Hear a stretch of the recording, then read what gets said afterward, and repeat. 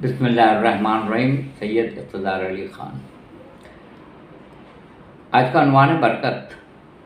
آج کا عنوان ہے حلال کیا ہے، حرام کیا ہے۔ برکت حلال میں ہے، حرام میں نہیں ہے۔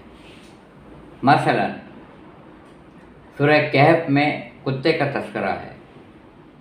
میل کتا۔ جب جنگ خندق میں عمر ابن ود نے نیزہ کھینچ کے مارا، رسول خدا صلی اللہ علیہ وآلہ وسلم جہاں تشریف فرما تھے تو تاریخ کہتی ہے کہ نیزہ تنابوں کو کاٹتا ہوا نیچے تک ہو گیا، اور جب خیمے کا پردہ چاک ہوا تو آپ کے لبھائے مبارکہ سے نکلا، کون ہے جو اس کتے کے مقابلے میں جائے گا، کون ہے جو اس کلب کے مقابلے میں جائے گا۔ کاف لام بے کلب۔ وہ بچے اور وہ نوجوان جو قرآن فہمی کا جن کو ذوق و شوق ہے ان کو بتا رہا ہوں، کلب کاف لام بے کلب کتے کو کہتے ہیں، جیسے کلب صادق، امام جعفر صادق علیہ السلام کا کتا کلب صادق، بہت مشہور معروف عالم دین گزرے ہیں۔ تو آپ نے کہا کون ہے اس کتے کے مقابلے میں جانے والا؟ تو اب میں کیونکہ بتا رہا ہوں حلال کیا ہے، حرام کیا ہے، تو جو مذکر ہے وہ ہے کتا، وہ ہم بول دیتے ہیں۔ وہ سورہ نے بھی اس کو اپنے میں جگہ دی ہے، سورہ کہف میں کتا، مگر جو اس کی فیمیل ہے اس کا نام لینا بھی گالی ہے۔ اس کی فیمیل 5-5 6-6 بچے دیتی ہے، 5-5 6-6 بچے دیتی ہے، حرام ہے، تعداد میں قلیل ہے۔ 5-5 6-6 بچوں کے باوجود حرام ہے، قلیل ہیں۔ ہر سال بقرہ عید آتی ہے، ہر سال جانور ذبح ہوتے ہیں، اونٹ جو ہے وہ نہر ہوتے ہیں۔ بکری ایک بچہ دیتی ہے، ایک، حلال ہے۔ گائے ہے، دمبا ہے، اونٹنی ہے، اونٹ، یہ حلال ہے۔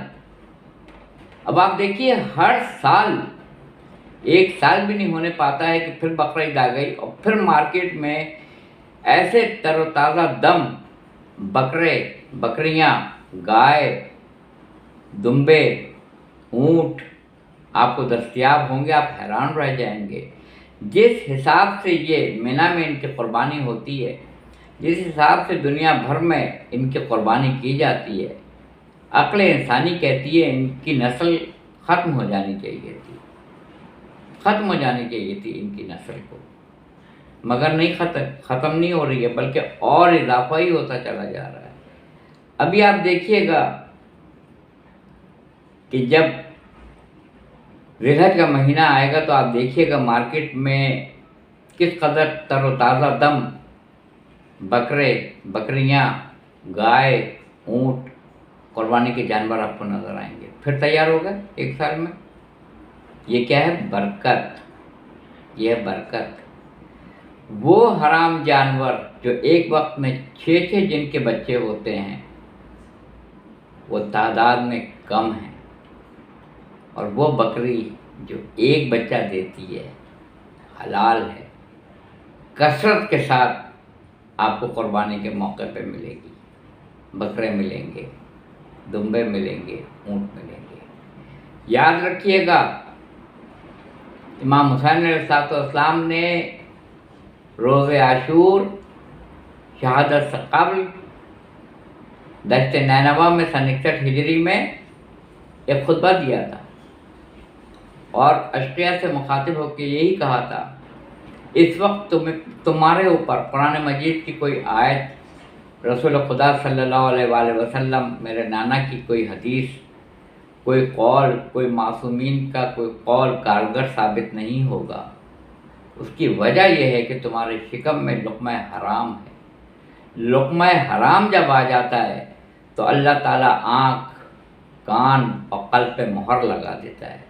اب دنیا کی کوئی طاقت اس کو صراط مستقیم پر نہیں لا سکتی۔ جزاک اللہ، جزاک اللہ۔